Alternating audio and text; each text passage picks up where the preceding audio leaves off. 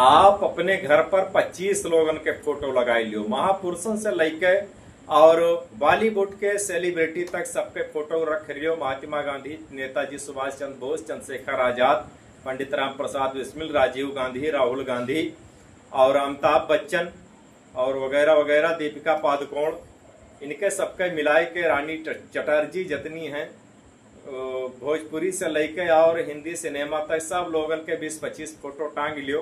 वो वहां एक आपन फोटो भी टांग लियो और अपने औलाद का लेके आओ, वो फोटो में से दिखाओ कि बताओ बेटा ये वहां में से क्या अनुसार बना चाहत हो, का बना चाहत हो।